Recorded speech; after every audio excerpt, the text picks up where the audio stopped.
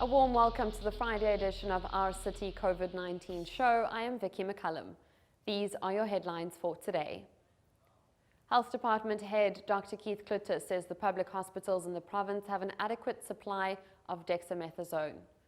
A Bala community has held a memorial service for murdered mother and daughter Alicia and Rainisha Korki. Will taxi fares increase in the Western Cape? We spoke to Santaco's Public Relations Officer Gertrude Geyer. It's day 85 of the national lockdown. The number of COVID-19 infections in South Africa stands at 83,890, with 44,920 recoveries. The death toll nationally is 1,737. In the Western Cape, there are 47,522 confirmed cases, with 31,824 recoveries. 1,300 people have died in the province. There are 8 million cases worldwide.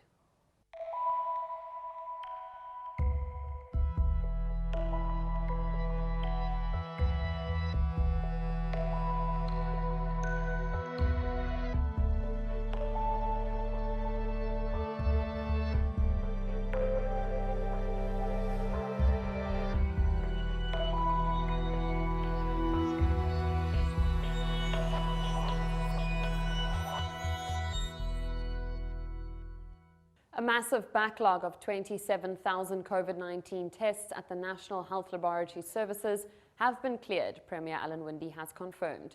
The Western Cape Health Department was notified yesterday that all samples currently being processed at the NHLS lab in the province have been received in the past 48 hours. The Provincial Health Department was tracking the situation to determine whether the NHLS could continue processing tests without developing a new backlog before reviewing the decision to implement a risk-adjusted testing strategy. This will focus on testing residents who need it most, including healthcare workers, patients already in hospital, and those over the age of 55. The Department of Health and the Ministerial Advisory Committee has recommended that the new breakthrough drug dexamethasone can be used to treat COVID-19 patients being treated on ventilators or high-flow nasal oxygen. Our City News reporter Octavian Ndlovu has more. The COVID-19 breakthrough drug dexamethasone is manufactured in South Africa. The regulated price per dexamethasone injection ranges from 149 to 176 rand. The number of hospitalized COVID-19 patients is currently 1,470, with 248 in high care units. Western Cape Health Department Head Dr. Keith Klutter said hospitals had adequate supply of the drug to start treating patients. The dexamethasone availability is we do have injectable supplies available in the ampule size. We're obviously going to have to look at our supplies and the uptake and then have to order accordingly. But we do have stock available. You're right, we don't have the oral variation available.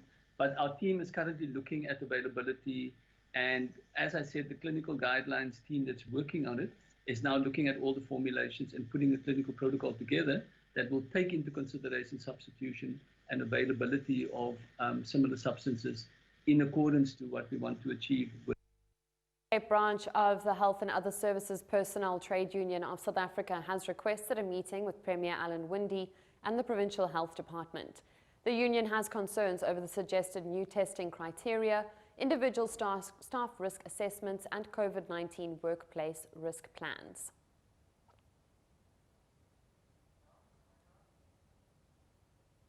The Bala community turned out in their numbers to remember Alicia and Rainisha Korki on Thursday evening. The mother and daughter were murdered and their bodies found in a flat in Commerce Road. Police say it appears the daughter Rainisha was drowned as her body was found on the bathroom floor. Our City News reporter Stephanie Pete filed this report. In the wake of President Cyril Ramaphosa's speech on Wednesday, in which he named many victims of gender-based violence, a memorial service was held for 28-year-old Alicia Korki and a 7-year-old daughter Rainisha. The pair had been missing for almost 4 days when their bodies were found. A male suspect was arrested shortly afterwards in connection with the murders. The victim leaves behind 2 other children, one of whom is an infant. Switch Fusion Coaching and Counseling, an organization working in areas like Belhar and Delft, says violence on the Cape Flats and various communities have always been rife. We spoke to Managing Director for the organization, Renee September, for more. Gender-based violence is almost a norm in communities like Belhar. You get different, I don't like this word, but you get different classes within Belhar, your middle class, and then your much lower economic class.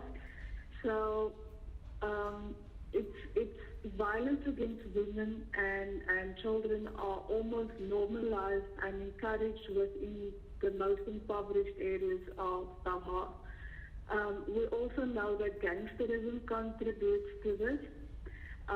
Studies have also, studies have been conducted that the use of alcohol, drugs, and the possession of firearms also increases violence towards women and children. It's very rare that men stand up to men in terms of breaking those norms where violence is kind of the order of the day. It has always been rife. It's just that now it is more reported and people are paying more attention because the media is reporting it more. Staying on the story of Alicia and Rainisha Corky, the Justice Ministry has called for an investigation into the murder of Alicia Corky and her daughter Rainisha after claims she had tried to get a protection order against her alleged killer. According to Deputy Justice Minister John Jeffrey, Corky was reportedly turned away from Belleville Magistrates Court a week prior to her death.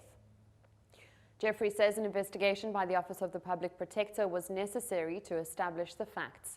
If Corky approached the court for assistance and was turned away, there would be grave consequences, he said. With gender-based violence once more an increasing concern for South African women, we spoke to survivor Tertia Benjamin. In the following video, she talks about her experience and how she survived. Benjamin has started a campaign called I Am Taylor Through God, in which she motivates and encourages women to take back their power and claim back their lives. Good morning everyone, and thank you very much for this opportunity. I'm Tasha, I'm from Cape Town, from Belhar actually. I'm 32 years old. I am a network engineer at OneStream. I lived for four months at the Site Department Center.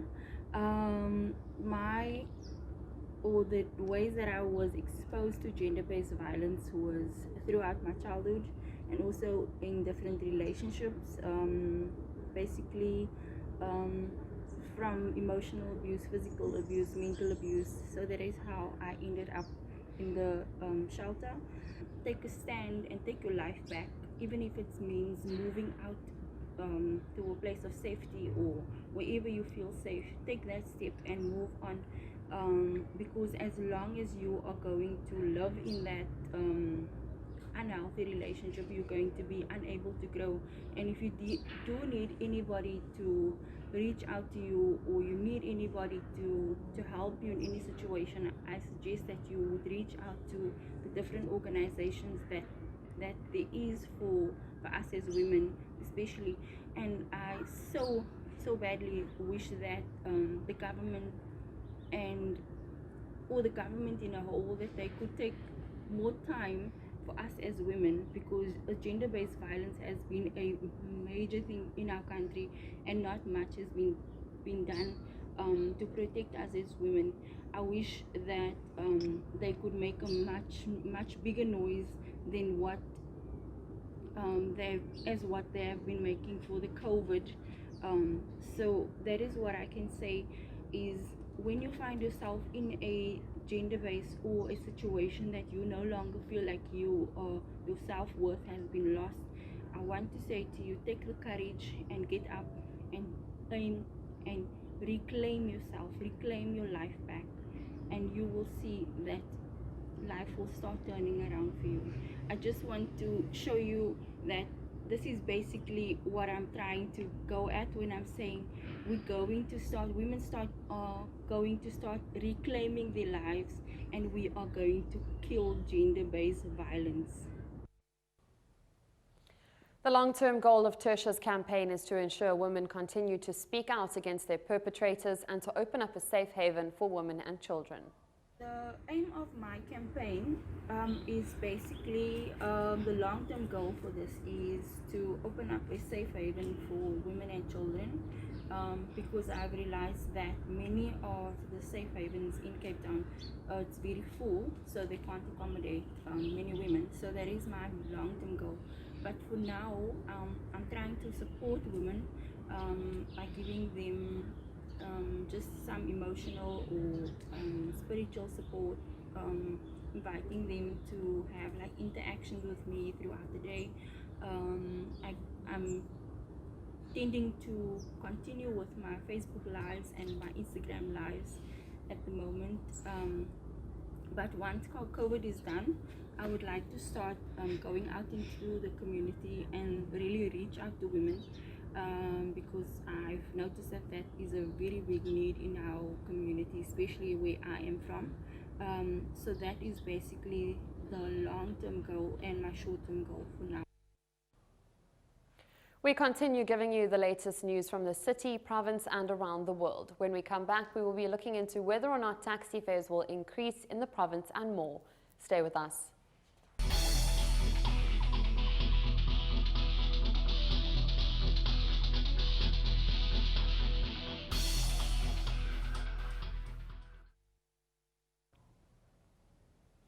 Welcome back. You're watching the Friday edition of the Our City COVID-19 show on Cape Town TV.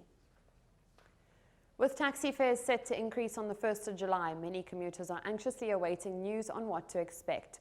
Santaco, Western Cape was locked in meetings yesterday with various regions plotting the way forward. This is what Santaco Public Relations Officer Gertrude Kaya had to say.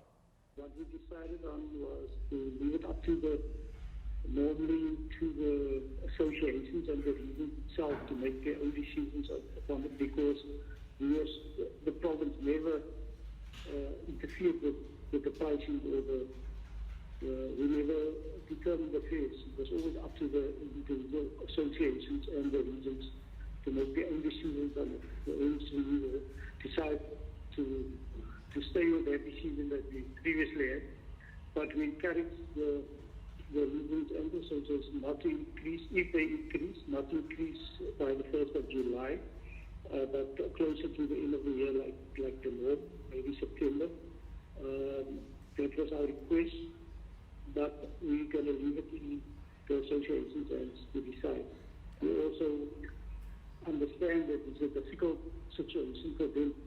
Some of the associations is not making any money, or some operators is not making any money due to the 70% capacity loading, as well as the work being very slow because of the COVID. So I think we only at the capacity of 50% of the work that we used to do. So we're going to leave it in their hands to decide if they want to increase. But we also plead with them not to have exorbitant amounts of increase. But I think there is some of the associations that's going to have an increase, but we don't suspect that it will be as huge an increase as the case in Johannesburg and the other provinces. I don't think so. Moving on to the entertainment sector, many artists have been struggling to make ends meet due to the lockdown restrictions and closing certain sectors of the economy. One artist, Anele Kosa, spoke to Ayanda Nabe on the impact of lockdown and finding creative ways to market himself as an artist online. It's really tough. It's really tough. Things are slow, things are not happening, and it's hard for me as artist in particular, and I believe that it's also happening to some other artists. We have work that we have started as artists in Delft, but nothing has happened because our resource center here in Delft is the Black Box Theatre, which is a rent office, is also closed. It was closed on the 22nd, on the first day of the lockdown. So it's been hard for us as artists. Yeah, we get some few jobs there and there, but it's hard because there's nothing that is happening, and even this fund fund that the government has been telling us about. We've been submitting stuff in different numbers that have been given to us, but nothing has come out, and it's sad because some people are kind of receiving some cash in this fund, and it's also checking who it is, because us here in India, no one has received anything. And I believe that some people who have been known, like artists, as well developed, I won't say that they're not well developed, but people who are well developed, they are getting this kind of funds. But us here in the township are ending. Still, I would say from my side, as we are writers, poets, actors, we should be given a platform with with so much security and stuff for this COVID-19. So that we can, wherever we work, we can also abide with the regulations of the COVID-19. But the thing is, the theaters are closed. As the writer, I have more than 2 or 5 scripts here, and that can only be well played in the radio. And those chances are not given out. You don't find those cards. Because we listen to the radio every now and then, but we never had any time that says that there's auditions for radio. Never. Even on TV, we need to go for an agent. There are so many things there, but the work is here, but no one is willing to reach out. Even if we reach out, we don't get the answer. So it's hard for us as artists, as I've said before, because we've got work and there's nothing going to do with this work because we don't have any platform except using Facebook and Skype and all that. It's been a while writing, but the thing is, this lockdown is kind of ran away with creativity because we are stuck. I've been asking some colleagues and some friends who are also writing. They are saying the same thing. They say that, hey man, it's not easy. I'm writing the same thing every now and then, but I can't finish it up because I'm closed and it's not easy, mate. So now you will think that as artists sitting at home now, it's going to be having a lot of work. You're going to be having a lot of work to do. But it's not like that because once you are closed inside and then there's family here, there are children here, there's nothing you can do. You are stuck and then it's just a stress and it's killing us because there's nowhere we can go. All the places are closed. You only sharing what you have on Facebook and WhatsApp, but it doesn't give you that chance of performing it live in front of people as you used to say. But now things are kind of different. As for me, I have been writing ever since before the 27th, the first day of the lockdown. I started writing on the 25th, it was the 3rd day of March. I'm trying to come up with something that will not just only help us on how to live in times of corona, but to move forward and try to change everything as time has changed. As you have said, sister, that corona might stay forever. So we need to write things and have plans of how and what must we write about in times of the corona as artists. So what I'm writing or what I've wrote about is something totally different, but it also links exactly to what my life is about. And as an artist who is living in this time of corona. But it's still on the pipeline. I'm still working on it. I'm still finishing it. On the continental front, during the daily World Health Organization media briefing, Dr. Mwele Maqele, the organization's Director of Department of Control of Neglected Tropical Diseases, says the WHO has halted most of the mass administration programs in Africa due to social distancing in response to the coronavirus pandemic. It's without a doubt that COVID-19 has wreaked havoc in the world, and one of the things that has been severely affected is our neglected tropical disease programs worldwide. And particularly in Africa. We've had to, as part of the focus on social distancing, we've had to stop most of the mass drug administration programs in Africa. And so the idea is now to think about when we go back post-COVID, how are we going to do our programs? What is the way that we're going to do our programs better? Are there innovative ways that we can actually carry out these programs where people can be treated safely and not necessarily through mass drug administration, but making sure the safety of the people being treated and the safety of the community health workers who are treating them. So that is the discussion that is ongoing, but we have still, as WHO issued guidance, that all programs that involve any kind of mass drug administration should be halted. And as a follow-up to that, there are diseases which require treatment, immediate treatment, diseases like leishmaniasis, which are also part of the neglected tropical disease group. And those diseases, people are still required to go to health facilities and get the requisite treatment. Continuing on international news, a Syrian refugee nurse living in Turkey treats exiled patients who are not being cared for in that country. The Turkish health system is prioritizing critical COVID-19 cases. Voice of America covered the story. Reem Saror lived and worked as a nurse in a surgical field hospital in Syria for a year before she fled. She cannot go home because she treated rebel soldiers in an area that is now controlled by the government. But here in Istanbul, she found a new purpose after the coronavirus lockdowns began in March. Every day, she visits between 5 and 8 patients, mostly refugees, who otherwise were not getting care. They can't go to the hospital. They are afraid to go to the hospital for the infection or to catch the virus. And the hospitals are not accepting everybody. They are accepting only the critical cases. One of her patients, Khalid Khalifa, was shot twice in Syria 4 years ago. His legs are now paralyzed, and he's developed bed sores. We escaped through a water pipe only this high. They dragged me about 500 meters, and I also injured my back. Karim Samoudi is a 31-year-old refugee from Morocco.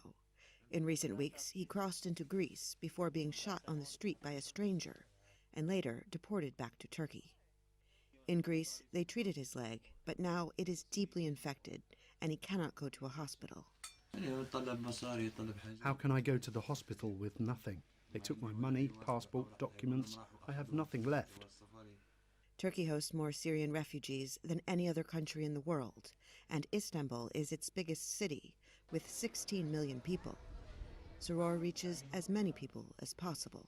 I know that a lot of people didn't hear about me. I didn't know about that I am here to help. So I think a lot of people are in need, but it's depending on my access to people and their access to me. Turkey is slowly reopening after months of lockdown, but like many countries, it is still unclear if or when things will go back to normal. Saror says visiting homes every day does carry a risk of infection, but she wears gloves and masks, and for her, she says, staying home is not an option. Heather Murdoch, VOA News, Istanbul.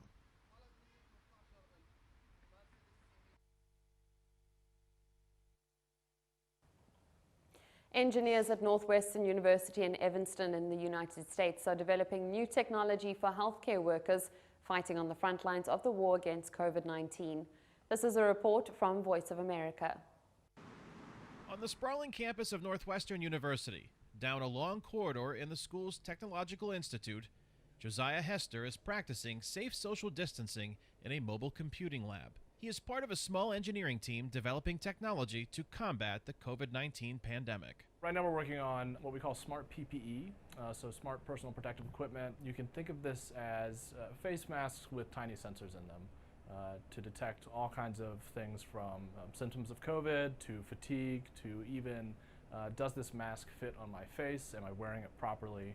Hester's challenge is engineering the sensor to run without a battery and to reduce cost, while creating something that doesn't yet exist and mass producing it in months, not years. Once we engineer enough where it could be deployed in a very large batch, the economies of scale would bring this way down. Because basically once we throw away this battery, which is one of the really hard parts to minimize cost at scale, the It's just building a really tiny computer. On the other side of the Technological Institute, biomedical engineering professor John Rogers isn't just leading a team innovating wearable sensors, he's manufacturing them right in his lab on Northwestern's campus. And the devices that we develop, have physical form factors very similar to those of a Band-Aid. So we can really place them on any part of the anatomy. We're not constrained to the wrist. And I have one of the devices on right now. So it sits at the base of the neck, right, above the collarbone. And we initially developed this device to measure speech and swallowing activity in stroke survivors. As concern over exposure mounted in the healthcare community, Rogers and his team adapted the device to meet the challenges of the moment. Perhaps this system could be tailored to monitor the key respiratory symptoms associated with COVID-19, which are shortness of breath and coughing.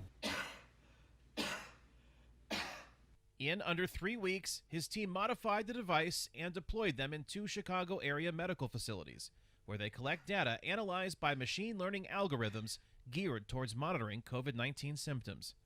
Rogers says demand for the device is growing. We're in a number of different conversations with companies who want to deploy these devices on their employees so they can sort of track their employee health.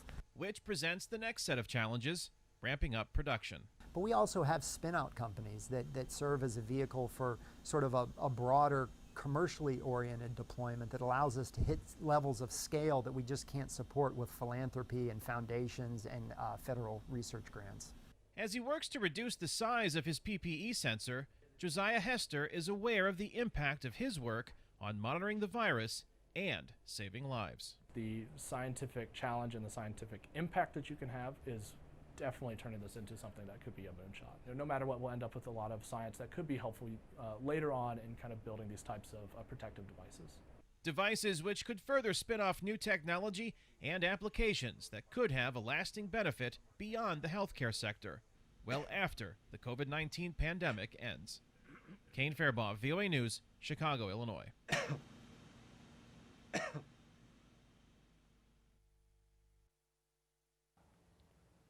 That's all on the news front. When we come back, Stephanie Pete will have the latest on social media.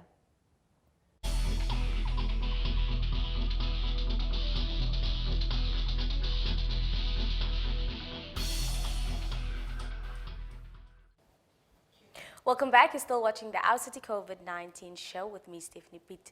We posted a question on our Facebook page asking your views on whether or not boys should be taught not to sexualize women as women are taught what to wear. Here are some of your comments. Mziba Melikaya says, yes, boys must be taught that nobody knows that the same boy who was taught not to sexualize will not do that at a later stage. Henry Plemy says, this is complicated just like racism, it will never end. Claire Adams Andorf says, not even sure why this needs to be asked, it should be a given. Staya Mafika says, we need to review our constitution. It was written during the last century with limited time frame, no broader consultation. Gender-based violence is an ever-growing concern and has raised questions such as whether or not sexualizing women starts from a young age. The sentiment shared was that boys should be taught the importance of respecting a woman's body from a young age, and although it may seem complex, it can be done. Now let's take a look at the popular hashtags on Twitter today. Hashtag Orange Farm. Another woman was found dead along the Golden Highway near Orange Farm in Gauteng. This followed the discovery of the mutilated body of a woman stuffed into a bag earlier this week. A 3-year-old girl was found stabbed to death in the settlement on Thursday. Hashtag BBEE. The president's question and answer section has aroused comments after he defended the BBEE policies, saying they were here to stay.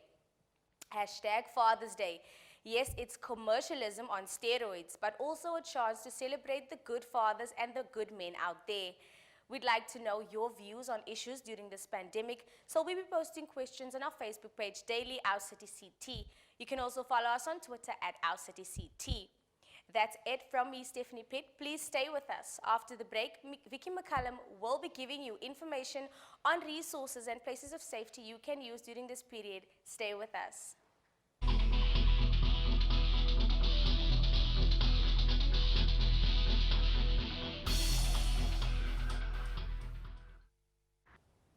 Welcome back. You're still tuned to Our City, the COVID show on Cape Town TV channel 263. Here's a recap of today's headlines. As the Western Cape is finalizing protocols for the dexamethasone use in critically ill COVID-19 patients, Health Department Head Dr. Keith Klutter says the public hospitals in the province have adequate supply of dexamethasone thus far. The Bala community held a memorial service for Alicia and Rainisha Korki, who were brutally murdered. Will taxi fares increase in the Western Cape? We spoke to Santaco's Public Relations Officer, Gershwin Gea, on the decisions the organisation and taxi associations in the province have made. Health Department Dr. Keith Klutter says the public hospitals in the province have an adequate supply of dexamethasone. If you are in need of any assistance, here are some organizations helping communities stay safe during this period.